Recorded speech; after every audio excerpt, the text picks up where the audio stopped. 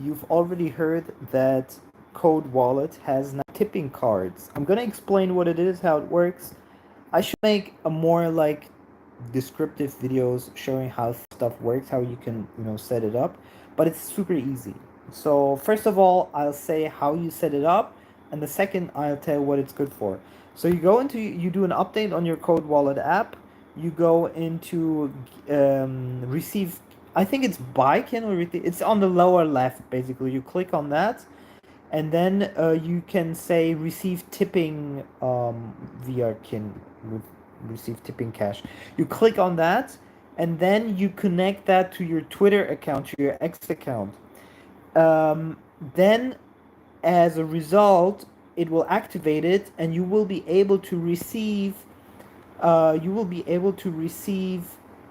tipping with a minimum of $1 to that account. It gives you a code and it gives you a link. You can send that link to someone, and that person can click on that link and send you money to your code directly into your code account. Or you give them the code and they can scan the code, and and then they can tip the same way. So at least $1, and anything above that, basically you can send it like a $10 tip or something. And a lot of people are activating that new feature in their X, in their Twitter, in their they're sending it personally, and some are already using it in streams and stuff. And this is going to be connected soon with a chatting feature, where you will be able to tip someone and then send them a message also, or I think like, yeah, exactly. So, and the other person can respond with a message. So you could say like, hey, thanks for your nice stream, here's $5. And that's going to be hopefully encrypted from what I understand. And now comes something interesting, that Tanner from Code Team, they're hinting to the idea that there's going to be physical cards that you can, print out. You can already do that with the code. So you print out the code, let's say on a business card or any kind of other physical, object, and people can actually scan then that code and can tip you so you receive money. And this is actually pretty cool, and this is something that I should actually put here in the, let's do that, let's put this here in the description for the next video, so you can actually, you will be able to tip this channel. You will be able to tip this channel by clicking on that link, and that's pretty cool. We'll see how viral this really goes. I think it's a little bit too soon to go really viral. I think it needs a couple of other things, and I do think that Kin needs, or Code Wallet needs, the chat and a couple of other things. We can talk about that later. But it's definitely a step in the right direction. I was thinking that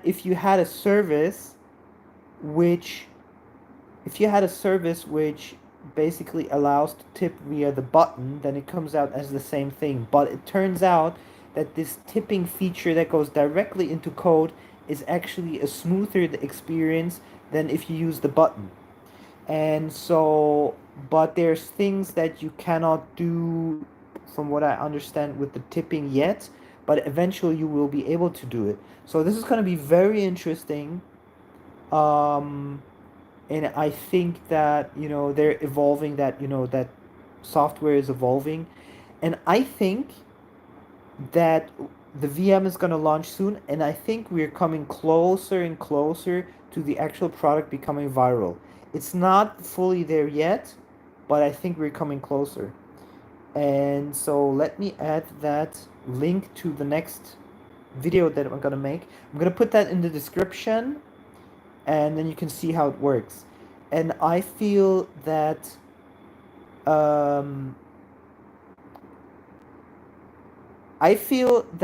Code Wallet is going in the right direction. They might eventually take off. I think it's too soon yet. It's not going to go viral yet.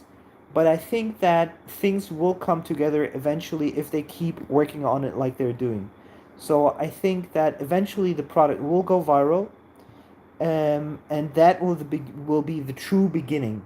Now, one thing is also interesting is that in Togo, there is a group in Togo that is bigger and bigger that is actually using Code Wallet. They're spreading it slowly.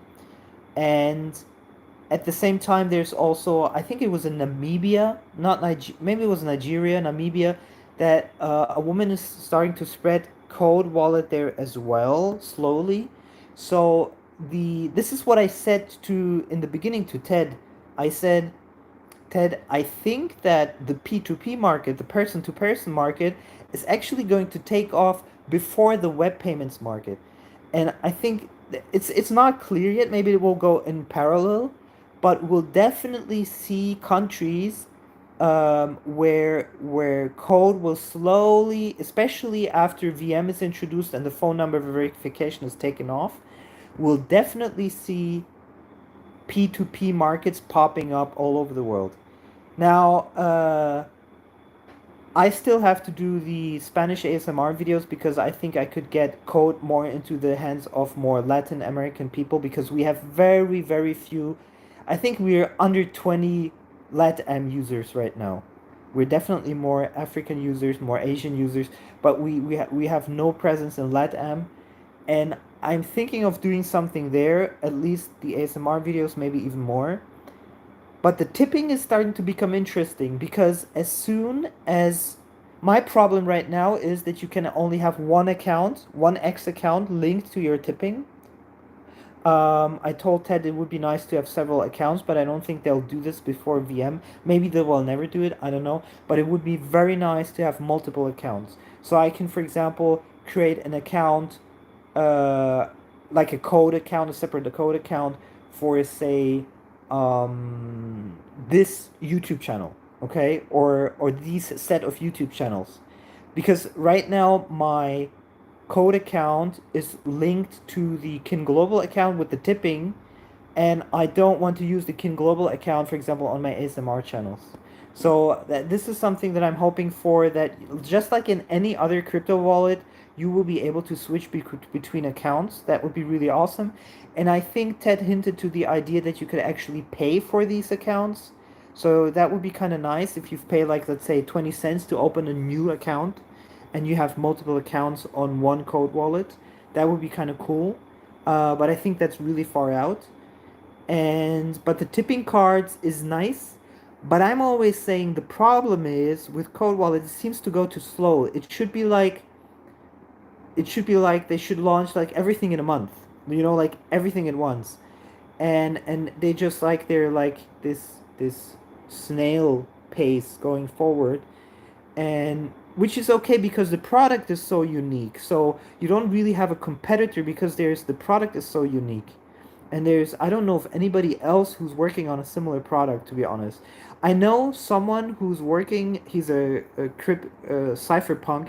He's working on like a cross chain messenger where you can do atomic swaps, which are completely private in the messenger. That's going to be crazy if they really launch it. But nobody is like as far as ahead as code in that space. Everybody else is KYC.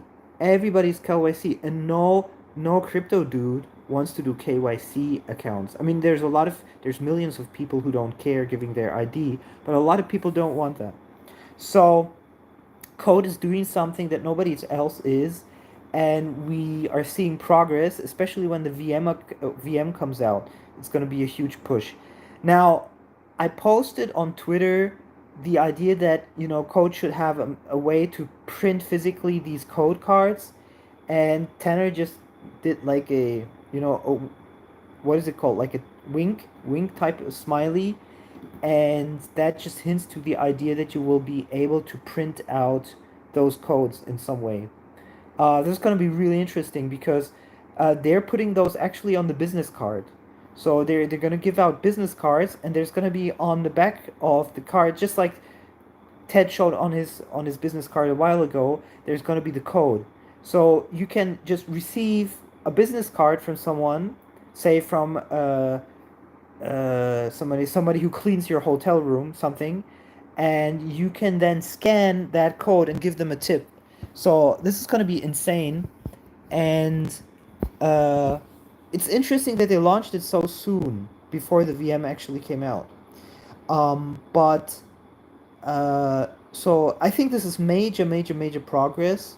It's not there yet in terms of going viral, but they're coming very close to packaging everything together to really go viral. One of the things that I really believe it needs to go viral is to remove the phone numbers and to have the chat launched.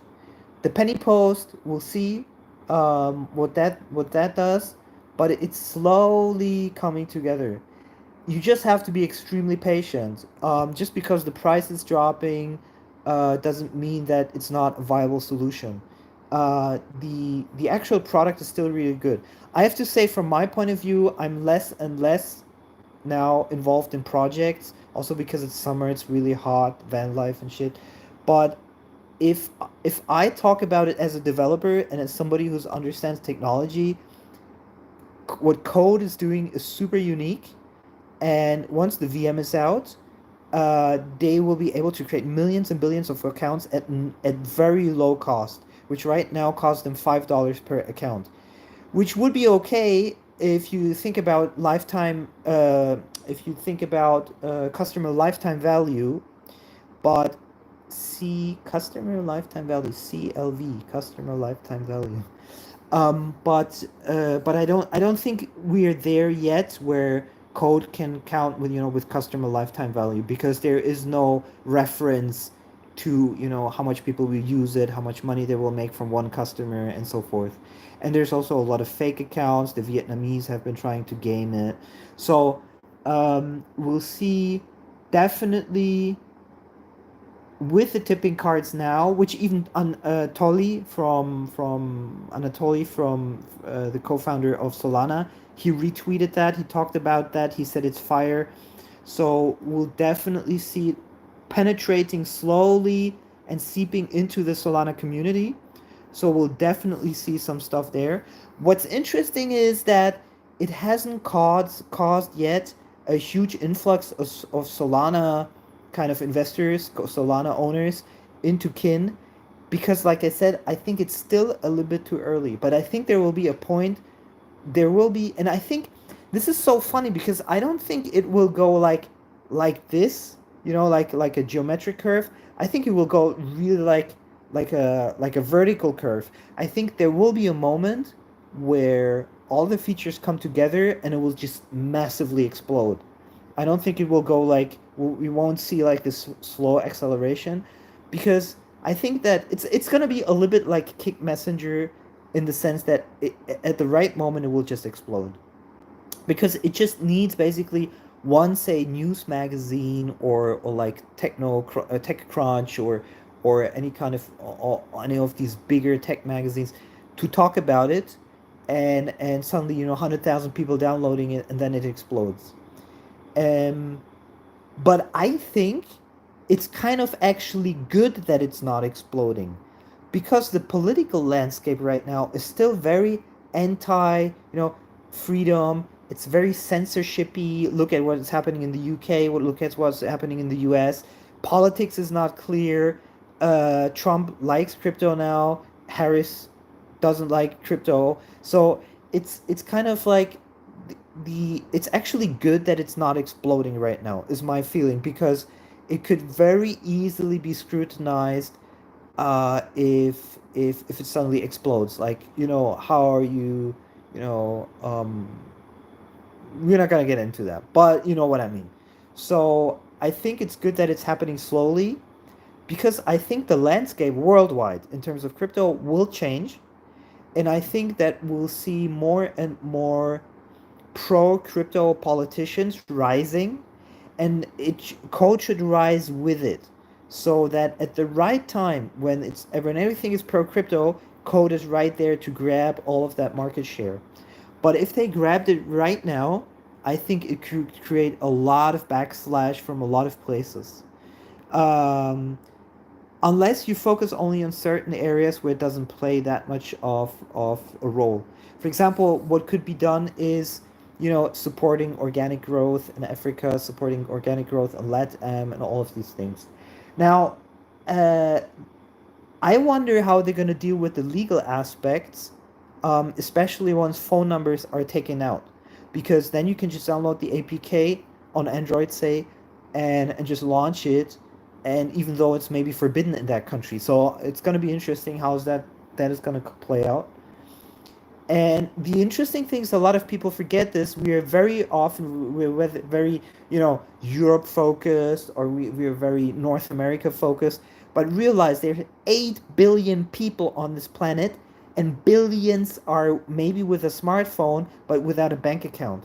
Billions, billions. I think there's like 1.7 billion people at least with a bank account, without a bank account. Sorry. So imagine, what happens if code starts to grab slowly, it starts to like grow into that into those markets.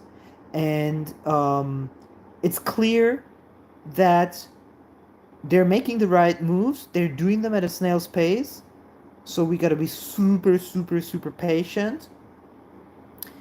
And eventually it's eventually it's gonna go.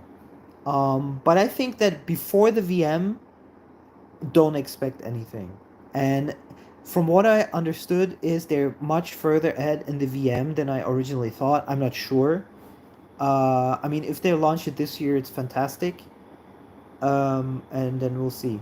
It, also, there's a lot of in crypto. There's a lot of people that are very impatient, but realize that, I mean, there's always an opportunity cost. I get this. Like, there's always other things going on in crypto.